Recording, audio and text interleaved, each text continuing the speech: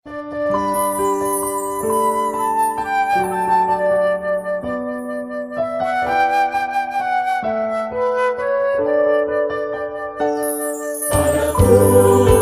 beri kemuliaan, pada Tuhan saja kekuatan.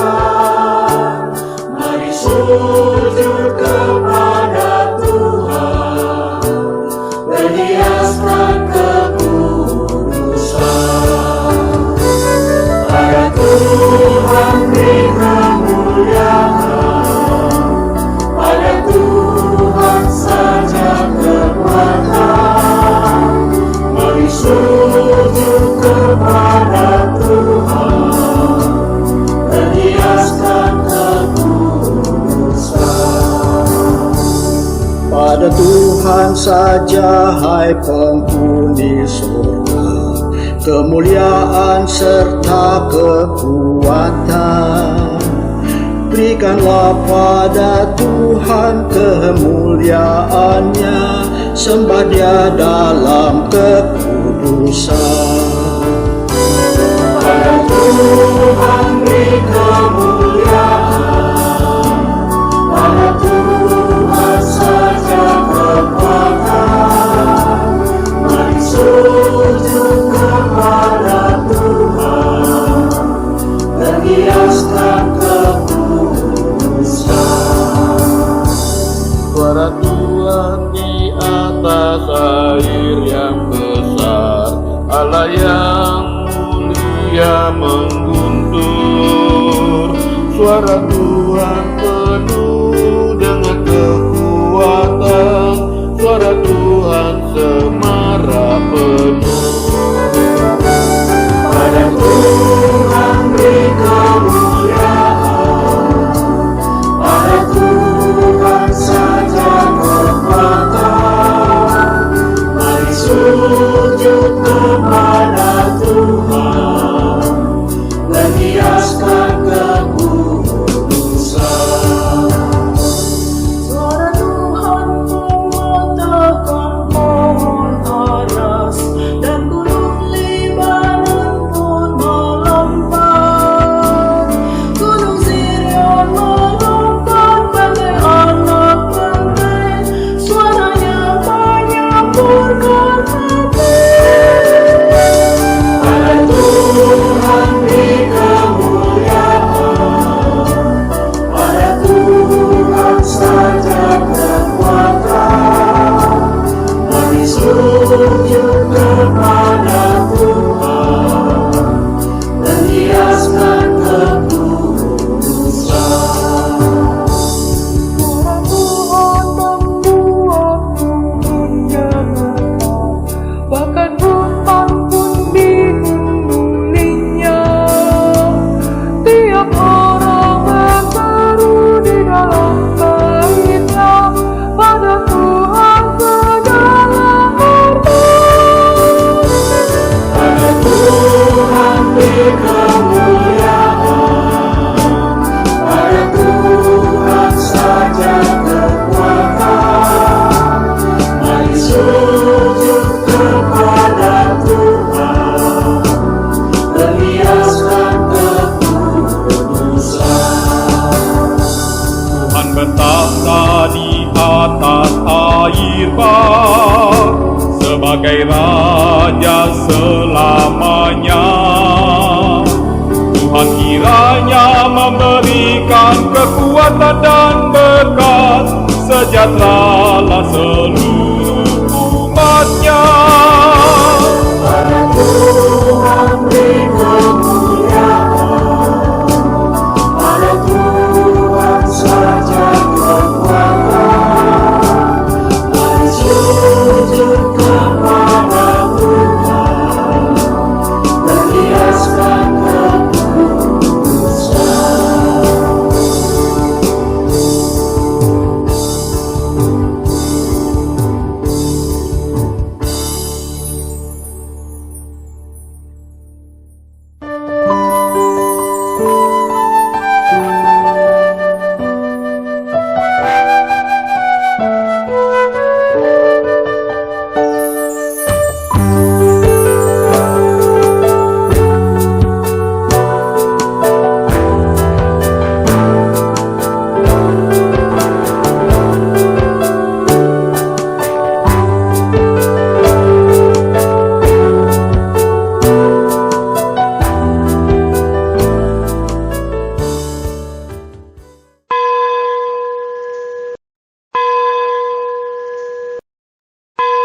Selamat hari Minggu jemaat yang dikasihi Tuhan.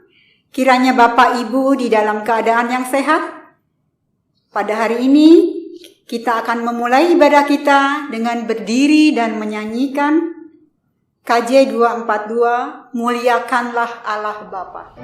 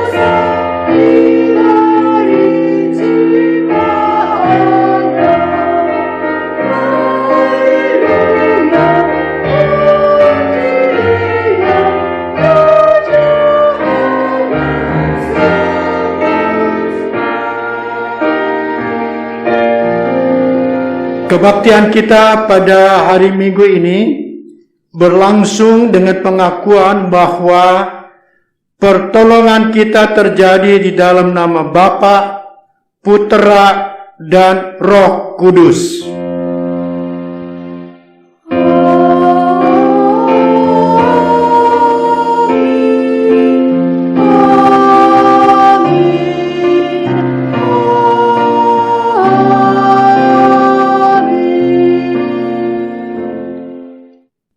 Kasih karunia dan damai sejahtera dari Allah Bapa kita dan dari Tuhan Yesus Kristus turun atasmu. Dan atasmu juga. Silakan duduk, saudara-saudara.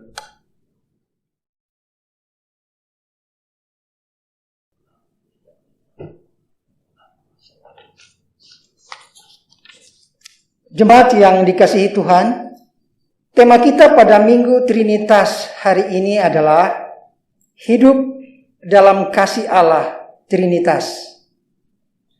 Melalui tema tersebut, diharapkan kita dapat mengetahui begitu besar kasih Allah Trinitas bagi hidup kita. Selain itu, juga kita diharapkan dapat terpanggil untuk hidup dalam kasih Allah Trinitas. Firman Tuhan yang mendasari tema kita pada minggu ini diambil dari 1 Yohanes 4 ayat 19 sampai dengan ayatnya yang ke-21 yang mengatakan kita mengasihi karena Allah lebih dahulu mengasihi kita. Jikalau seorang berkata, aku mengasihi Allah dan ia membenci saudaranya, maka ia adalah pendusta. Karena barang siapa tidak mengasihi saudaranya yang dilihatnya, tidak mungkin mengasihi Allah yang tidak dilihatnya. Dan perintah ini kita terima dari Dia. Barang siapa mengasihi Allah, ia harus juga mengasihi saudaranya.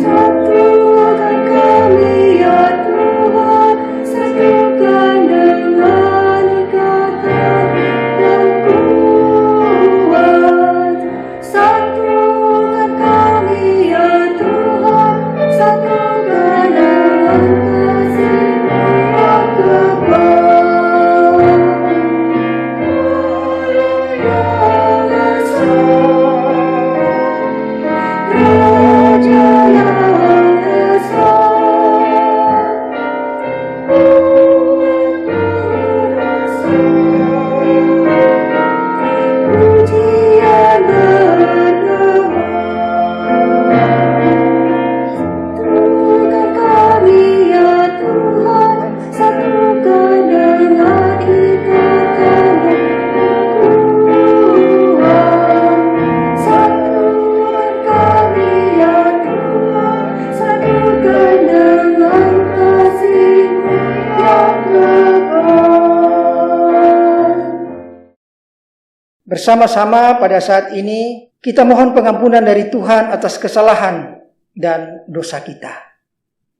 Saat ini diberikan kesempatan pada saudara untuk menaikkan doa pribadi.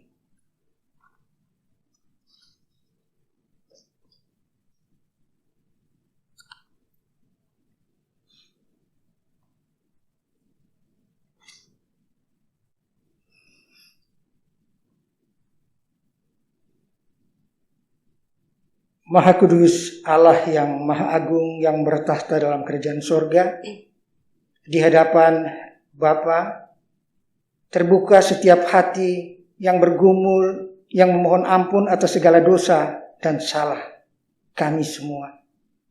Ampunilah kami ya Tuhan, karena hanya di dalam Tuhan dan oleh kasih karunia Tuhan pengampunan itu bisa terjadi. Dalam nama Tuhan kami Yesus Kristus kami berdoa dan mengucap syukur. Amin.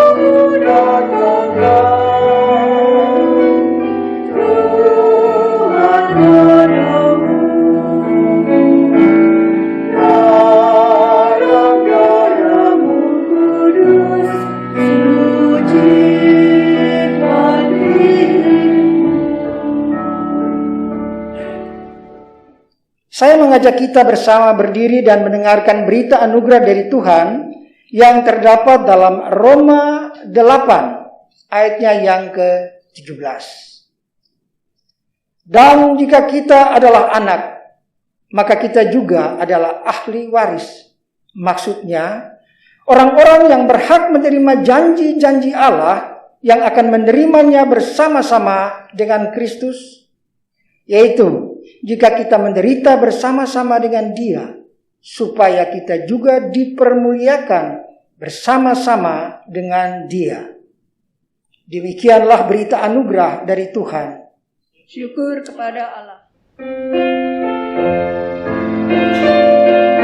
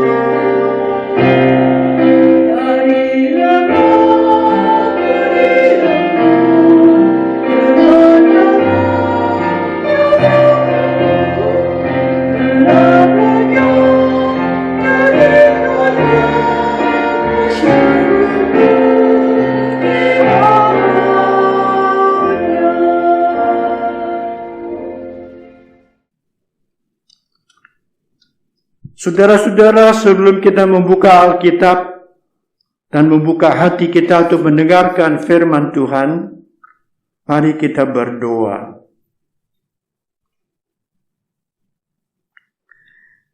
Bapa Surgawi, kami lapar dan haus akan kebenaran. Kami membutuhkan pegangan dalam menghadapi pencobaan-pencobaan dalam dunia ini. Tolong kami Bapa, supaya kami mendapatkan firman Tuhan yang akan membekali kami. Berkati hamba-Mu yang akan membawakan firman Tuhan. Berkati kami semua sebagai pendengar yang baik untuk firman Tuhan. Kami berdoa di dalam nama Tuhan Yesus Kristus. Amin. Saudara-saudara, mari kita berdiri menerima firman Tuhan. Kali ini dibacakan dari Injil Yohanes pasal 3 ayat 1 sampai dengan 17.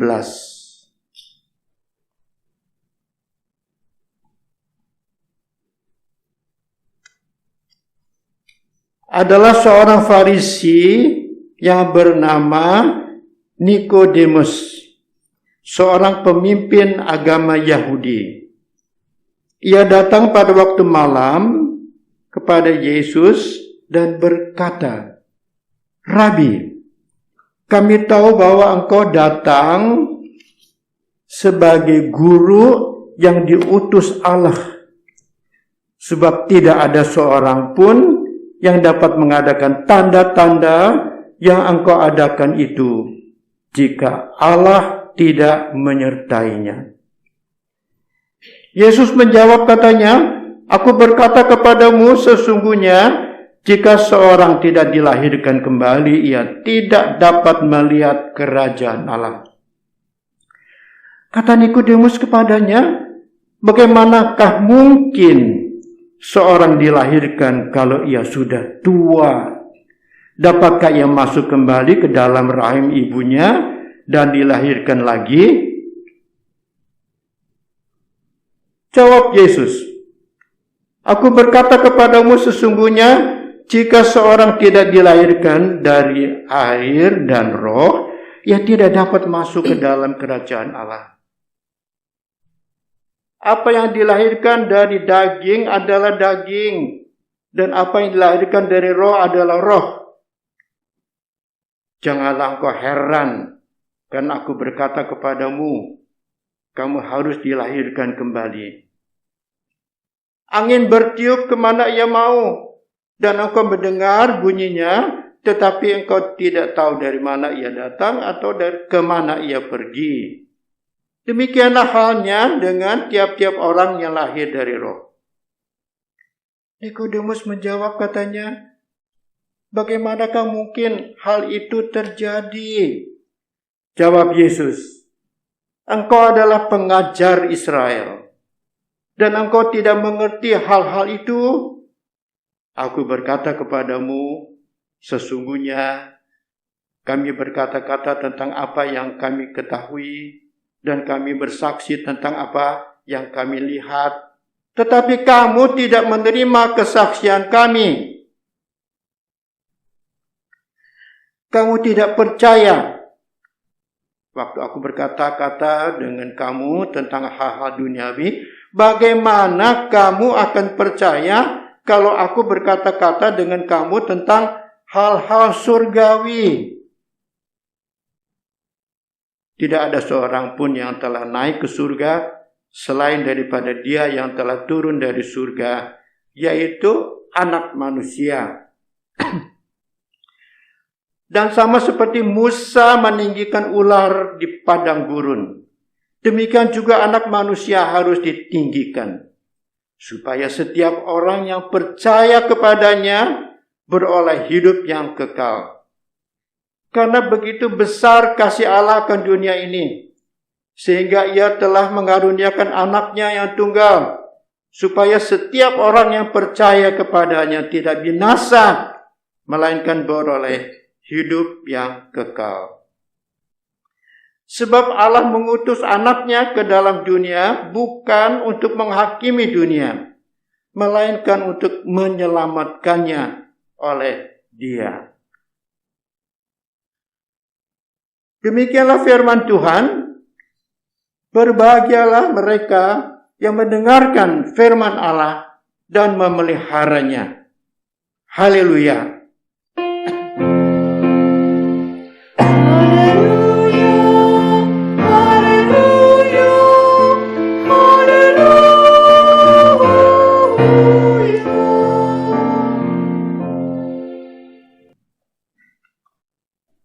Hidup dalam kasih Allah. Hidup dalam kasih Allah Trinitas. Sebuah tema yang sangat menarik dan sangat penting. Khususnya di tengah-tengah kita menghadapi begitu banyak persoalan. Karena COVID-19 masih kita hadapi. Tema ini begitu bagus, saudara-saudara. Hidup dalam kasih Allah. Kasih Allah Trinitas. Pertanyaannya lah, bagaimana kita dapat hidup dalam kasih itu? Kita manusia yang sangat lemah. Manusia dalam dosa. Karena itu saya mengajak saudara-saudara untuk memikirkan hidup dalam kasih ini dalam 3 tahap. Yang pertama, kasih Allah bagi umat manusia. Kasih Allah bagi umat manusia. Itu terdapat dalam 1 Yohanes pasal 4 ayat 11. Saudara-saudaraku yang kekasih, jikalau Allah sedemikian mengasihi kita, maka haruslah kita juga mengasihi, saling mengasihi. Haruslah kita juga saling mengasihi. Perhatikan, jikalau Allah sedemikian mengasihi kita. Jadi yang pertama adalah kasih Allah bagi manusia. Kasih Allah bagi manusia. Jangan itu dilupakan. Yang kedua, barulah kasih manusia bagi Allah. Kasih manusia bagi Tuhan. Itu pun dari surat Yohanes yang pertama.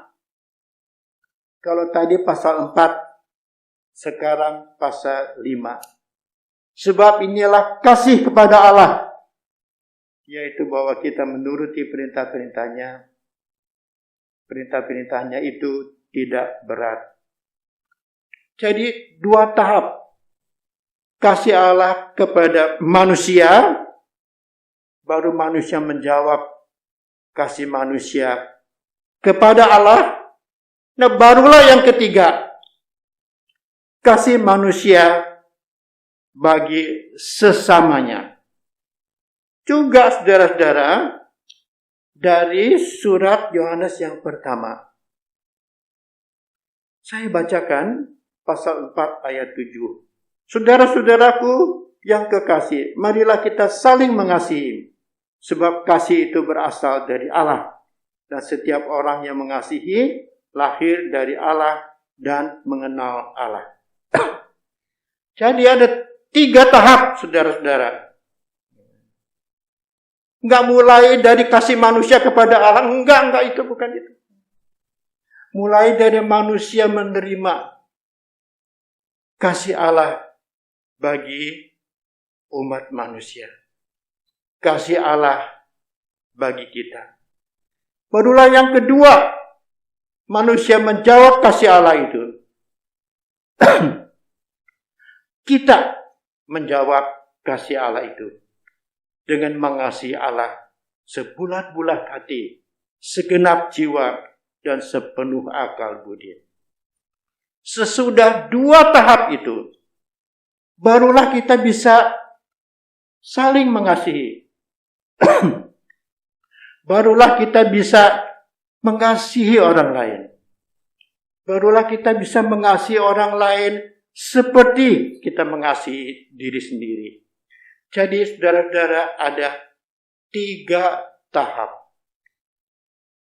Dan sangat menarik saudara-saudara, 3 tahap itu saya mengutip dari surat Yohanes, 1 Yohanes. Siapakah Yohanes itu? Pada suatu ketika, saudara-saudara, rombongan Tuhan Yesus mau pergi ke Yerusalem. Mereka harus melalui kampung orang-orang Samaria. Dan orang-orang Samaria tidak suka kepada orang Yahudi. Mereka tidak mengizinkan rombongan itu melalui daerah mereka. Lalu Yohanes tampil dengan galaknya. Tuhan, apakah tidak baik kita menurunkan api bakar itu semua? Jadi Yohanes seorang yang dalam tanda kutip kejam, ya, dan berangasan kalau dalam bahasa kita. Tapi heran saudara-saudara, setelah dia menjadi murid Tuhan Yesus, Tuhan Yesus mati disalibkan, bangkit naik ke surga, dan dia menjadi penginjil, pemberita kerajaan Allah, memberitakan tentang Yesus Kristus, sangat berubah.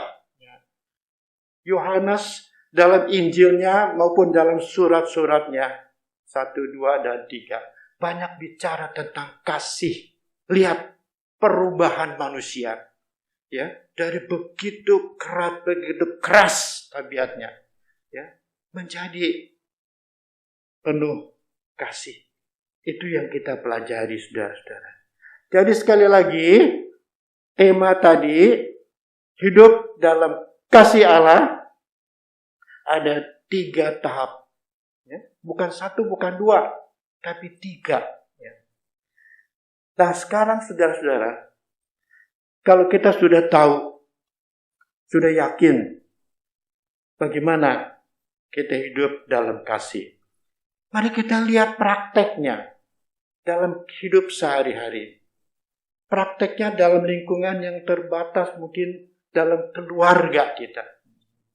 Keluarga kita ini dalam konteks COVID-19 ini sering digambarkan sering di rumah. Di rumah saja. Sering digambarkan kita lebih banyak di rumah. Kita lebih banyak bergaul satu sama lain dalam lingkungan yang terbatas. Bagaimana hidup keluarga itu? Saya ingin menggambarkan juga saudara-saudara 3 tahap. Yang pertama adalah orang-orang di rumah itu, ya, dengan pertolongan Tuhan, dengan kasih tadi, ya, saling mengasihi. Saling mengasihi seperti Tuhan sudah mengasihi kita. Dan itu dikatakan dalam Injil Yohanes. Balik lagi, kita ketemu lagi sama Yohanes. Tapi kali ini Injil Yohanes. Injil Yohanes, saudara-saudara, saya bacakan pasal 15 ayat 12. Inilah perintahku, yaitu supaya kamu saling mengasihi seperti aku telah mengasihi kamu. Saling mengasihi. Bukan cuma itu. Seperti aku sudah mengasihi kamu. Aku sudah mengasihi kamu. Hai keluarga, ya, bapak, ibu, anak-anak, dan seterusnya. Aku sudah mengasihi kamu. Maka kamu saling mengasihi. Jadi kalau orang tidak merasa kasih Tuhan, ya, dalam kehidupan keluarga itu, ya, tidak ada lingkungan, tidak ada percakapan, tidak ada doa bahwa Tuhan mengasihi mereka. Itu sangat kurang sekali. Yang pertama adalah saling mengasihi.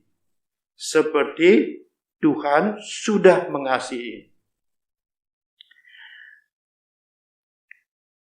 Lalu yang kedua, saudara-saudara, sesudah saling mengasihi adalah saling menerima. Saling menerima seperti Tuhan sudah menerima kita. Tuhan menerima kita bukan karena kita baik. Kita manusia berdosa yang berkhianat kepada Tuhan. Tapi kita sudah menerima. Kita sudah diterima oleh Tuhan. Saling menerima seperti Tuhan sudah menerima kita. Nah, aku bacakan sekarang dari surat Roma, saudara-saudara. Pasal 15. Inilah ayat 7. Sebab itu terimalah satu akan yang lain sama seperti Kristus juga sudah menerima kita untuk kemuliaan Allah. Sama seperti Kristus sudah menerima kita, marilah kita saling menerima. Jadi saling mengasihi, konsekuensi praktisnya bergulir kepada saling menerima. Bahasa kerennya empati. Menerima orang lain sebagaimana adanya. Seperti Kristus menerima kita sebagaimana adanya. Dan itu bisa dimungkinkan karena yang pertama, ya, bahwa ada kasih. Seperti Tuhan sudah mengasihi kita. Nah, sesudah saling mengasihi, saling menerima, barulah ada yang paling susah dalam hidup manusia adalah saling mengampuni. Saling mengampuni seperti Tuhan sudah mengampuni kita. Dan saya bacakan lagi dari Alkitab, saudara-saudara. Yaitu Efesus pasal 4 ayat 32. Tetapi hendaklah kamu ramah seorang terhadap yang lain, penuh kasih mesra dan saling mengampuni, sebagaimana Allah di dalam Kristus telah mengampuni kamu. Jadi ayatnya sama, saudara. Strukturnya sama. Dimulai dengan saling, diakhiri dengan seperti Tuhan sudah melakukan. Di tengahnya itu kegiatannya. Jadi saya ulang. Saling mengasihi seperti Tuhan sudah mengasihi. Saling menerima seperti Tuhan sudah menerima kita. Barulah bisa saling mengampuni seperti Tuhan sudah mengampuni kita. Tidak bisa mengampuni sebelum kita menerima orang lain sebagaimana adanya. Biasanya kita menuntut, ya. Suami mengatakan kepada istri, kamu sih begini, dan sebaliknya kita menuntut, ya. Kita boleh melihat kelemahan dari pasangan kita, dari anggota keluarga kita, tetapi menerima sebagaimana adanya. Dari situ kita mulai membangun. Dari situ kita mulai mengampuni. Jadi kalau ada saling mengasihi, saling menerima, dan saling mengampuni, keluarga itu mengalami damai sejahtera. Nah, ini bagian yang terakhir. Sebetulnya bagaimana sih damai sejahtera itu? Apakah nggak ada lagi tantangan? Nggak ada lagi kesulitan? Nggak juga. Seperti sekarang ini, di tengah-tengah COVID-19 ini, sebagai keluarga, kita menghadapi begitu banyak kesulitan, termasuk pendeta juga. Termasuk kita semua juga. Tapi ada damai. Ya. Karena saling mengasihi, saling menerima, saling mengampuni. Bagaimana sih yang dimaksudkan damai itu di dalam konteks ketegangan itu? Dan saya ingin mengajak saudara-saudara lagi untuk mempunyai pegangan dari firman Tuhan. Juga ada 3 hal, saudara-saudara, Kali ini permainannya 3-3 melulu ya. 3 itu angka yang paling baik untuk pembinaan. Biasanya aku menghayati, dan ini bisa dikatakan di luar kepala, ada 3 hal. Bersukacita senantiasa. Tetaplah berdoa. Mengucap syukur dalam segala keadaan. Saya bacakan ayatnya ya. 1 Tesalonika 5. Ayat 16, 17, 18. Bersukacitalah senantiasa. Tetaplah berdoa. Mengucap syukurlah dalam segala hal. Sebab itulah yang dikehendaki Allah di dalam Kristus Yesus bagi kamu. 3-3-nya nggak ada musimnya, saudara-saudara. Bersukacitalah senantiasa. Nggak ada musimnya. Dekat Natal kita bersukacita misalnya. Dekat Pentakosta. Nggak ada musimnya. Tetaplah berdoa. Juga nggak ada musimnya. Continue. Mengucap syukur dalam segala hal. Juga nggak ada musimnya. Dalam segala keadaan. Bisa bersukacita. Bisa mengucap syukur. Kalau kita berdoa. Doa ini yang menolong. Kalau kita berdoa di tengah-tengah kesulitan kita. Tuhan membukakan pikiran kita. Di dalam kesulitan kita itu ada hal-hal yang positif. Ada hal-hal yang Tuhan maksudkan. Ya, untuk membina kehidupan kita. Untuk membangun iman kita. Lalu kita bisa menerima itu. Kita bisa mengucap syukur dalam segala hal, dalam segala keadaan. Kalau itu terjadi, kita bisa bersukacita senantiasa. Kalau kita bersukacita senantiasa, doa kita jadi lebih hidup lagi. Doa kita penuh dengan ucapan syukur, memuji Tuhan. Ya. Begitulah 3 hal itu saling menunjang. Ya. Sukacita senantiasa, tetap berdoa, mengucap syukur dalam segala keadaan. Itulah suasana damai sejahtera dari Tuhan. Kalau kita dapat gambaran itu, dan kita meyakini, kesitulah kita akan hidup. Tema kita mengatakan, hidup dalam kasih. Kasih Allah Trinitas. Saudara-saudara, saya bersyukur bahwa kita bisa membicarakan tema itu dalam konteks sekarang. Saya ingin mengakhiri saudara-saudara dengan berterima kasih bahwa dalam seusia tua, saya umur berapa ya?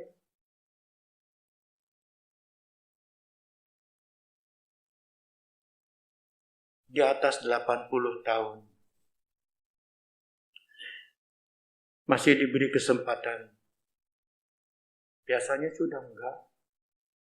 Masih diberi kesempatan untuk memberitakan firman Tuhan. Tapi pada pihak lain, saya ingin minta maaf. Karena kapasitasnya sudah minus banget. Sudah mulai pelupa. Sudah pikun. Kadang-kadang kalau saya pulang khotbah, kok yang dipercakapkan cuma 60%. 40% yang lupa dan seterusnya. Jadi kita bersyukur saudara-saudara. Dan minta maaf untuk segala kelemahan yang ada. Mari kita hidup dalam kasih Tuhan. Tuhan memberkati. Amin.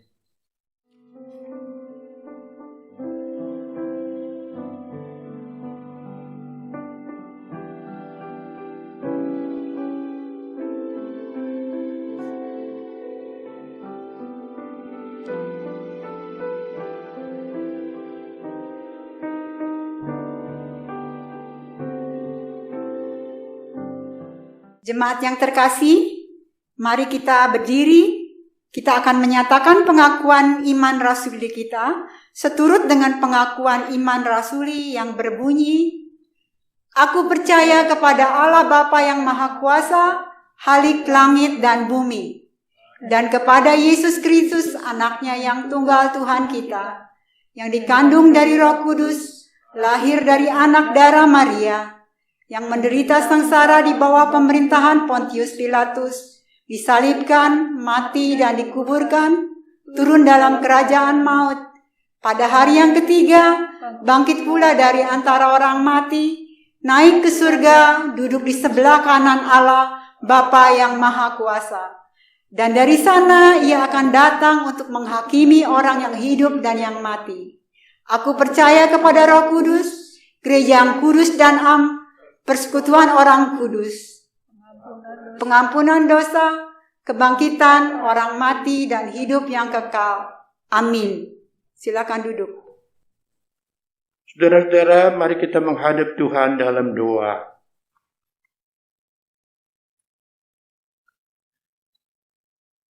Bapa Surgawi, kami bersyukur bahwa kami dipersatukan dalam doa. Baik yang ada di gedung gereja maupun di rumah masing-masing.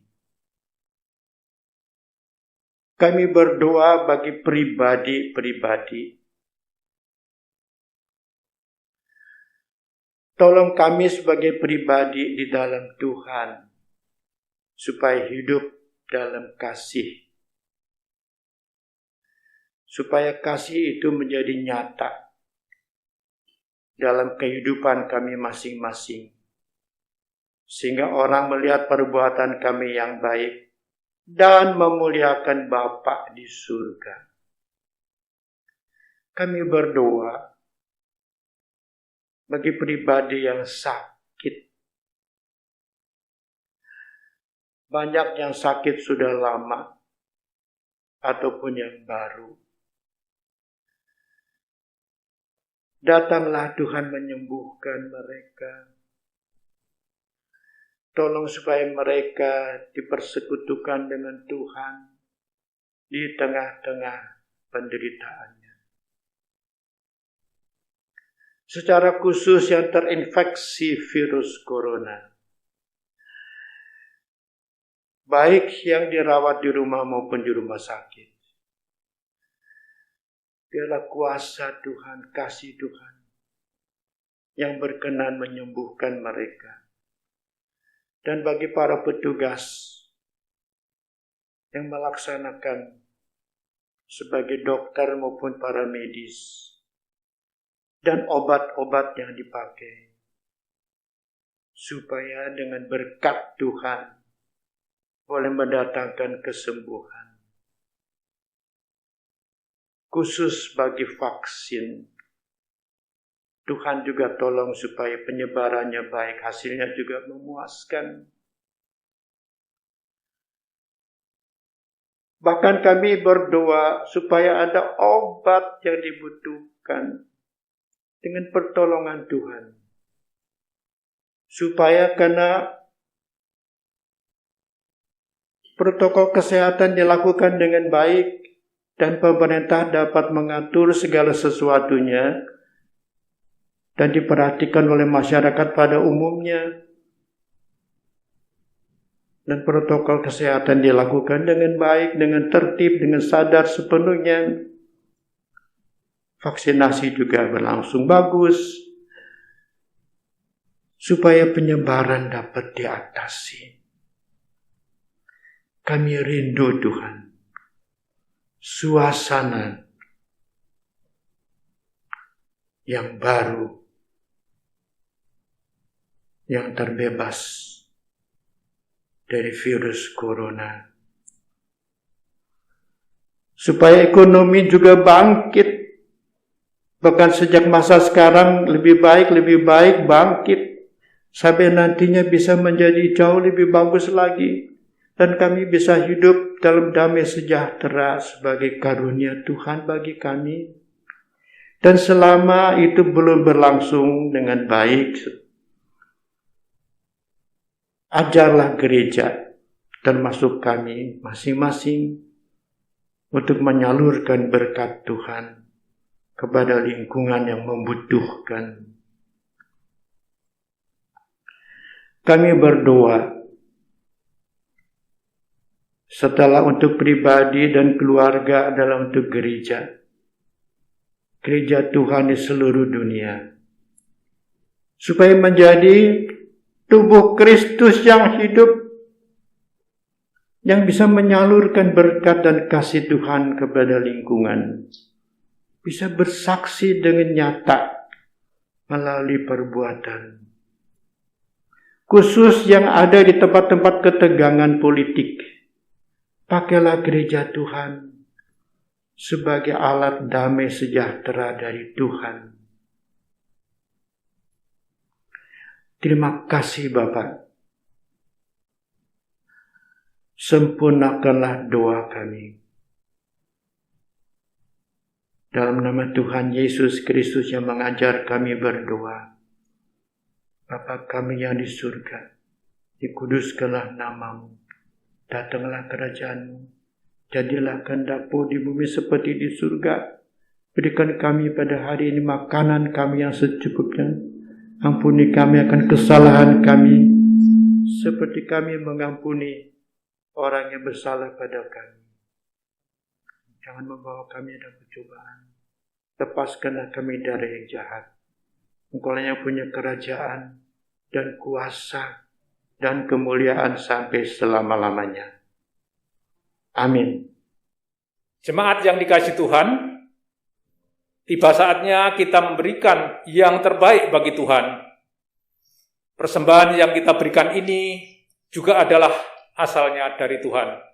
Oleh sebab itulah kita harus terus mengucap syukur atas berkat-berkat Tuhan ini. Ayat persembahan diambil dari 2 Korintus pasal 9 ayat yang ke-7.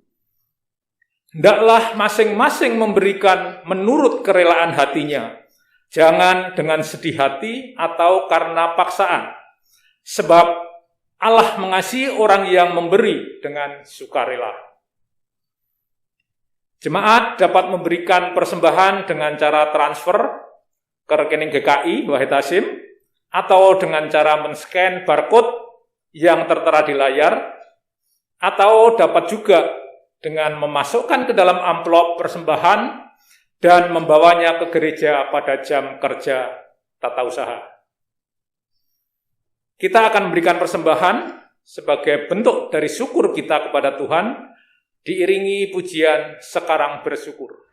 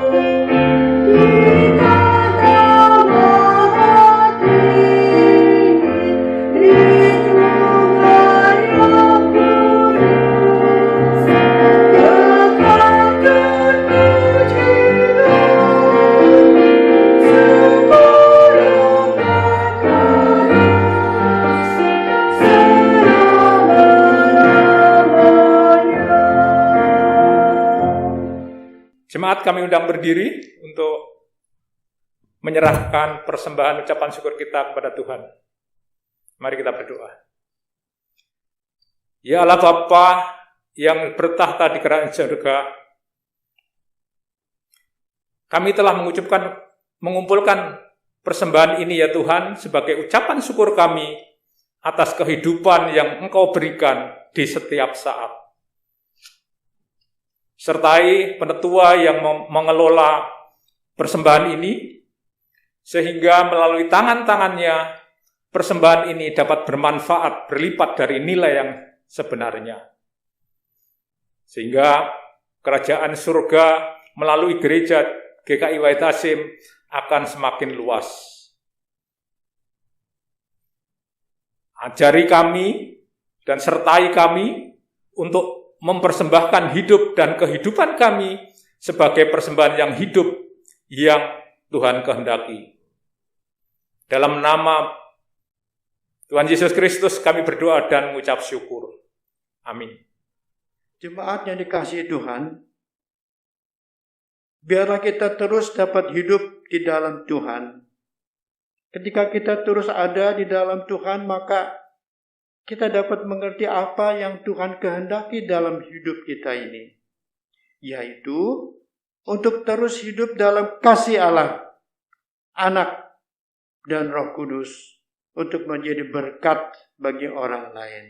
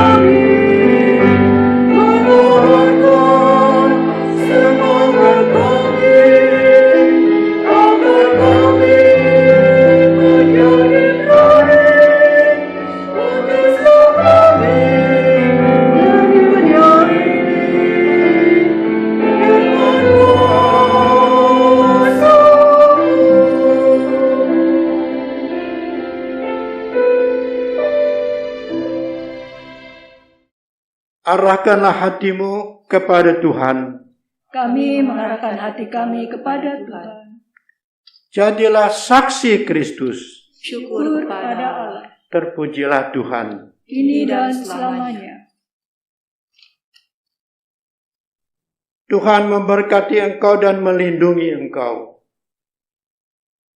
Tuhan menyinari engkau dengan wajah-Nya dan memberi engkau kasih karunia.